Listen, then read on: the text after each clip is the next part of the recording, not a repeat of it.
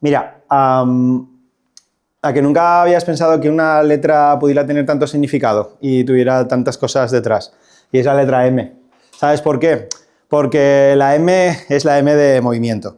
Y claro, por supuesto, todos sabemos de movimiento, todos trabajamos con movimiento, pero si yo te pregunto qué es el movimiento y cómo trabajas con él, seguramente tengamos ahí un debate chulo que con un café lo pudiéramos llevar. Pero ahora yo te pregunto, ¿es lo mismo este movimiento en el codo que una trepa, que un lanzamiento de una bola? Porque al final el castellano tiene esos sinónimos, que es el sinónimo movimiento, y yo no quiero que cometas uno de los grandes errores, es que parece que dices mucho y no dices nada. Es por eso que desde la M de movimiento en Qualys tenemos 3 conceptos claves, que son motion, mobility and movement. ¿Por qué utilizamos el inglés?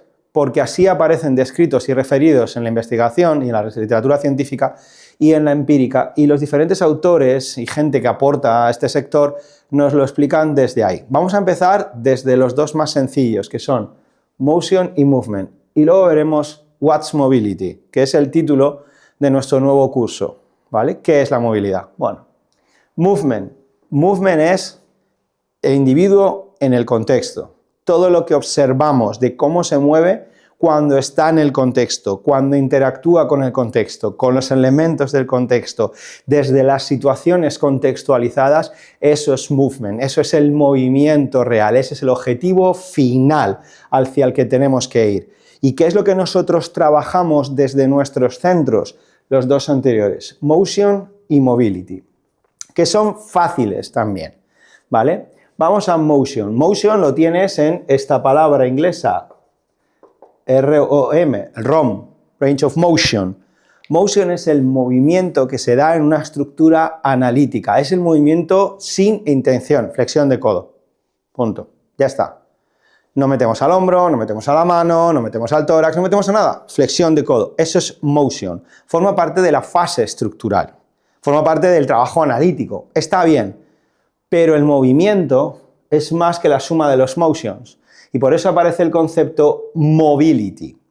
Mobility se define como coordinación, se define como sinergia, se define como intención. Cuando nosotros hablamos de trabajar el motion, lo definimos en términos de estructura. Hay que trabajar la estructura del codo, hay que trabajar el tobillo, hay que trabajar la rodilla. Cuando hablamos en términos de mobility, lo definimos en términos de intenciones y patrones. Hay que trabajar el alcance, hay que trabajar la tracción, hay que trabajar la triple flexo-extensión, hay que trabajar el lanzamiento, en términos de patrones. ¿Por qué? Porque mobility es un concepto neuromuscular, es un concepto global. Y cuando decimos tenemos que trabajar la movilidad de la cadera, lo que realmente estamos diciendo es que tenemos que trabajar un problema que yo al moverme sobre mi apoyo me afecta a la cadera, entonces pongo el foco ahí.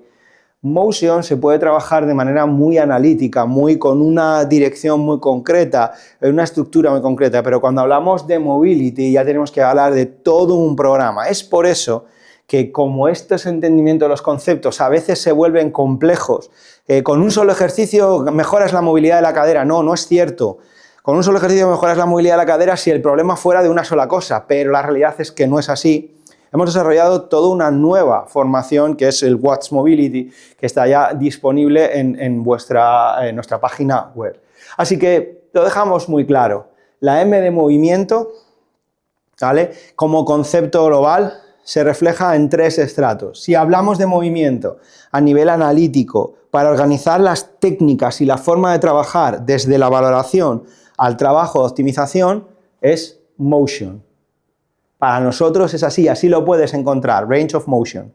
Cuando hablamos de mobility estamos hablando de interacción, coordinación y sinergias, trabajo de fuerza, trabajo de control neuromuscular entre agonista, antagonista, sinergista, la relación de emparejamientos funcionales entre determinadas articulaciones. No es tan fácil como, estira, por ejemplo.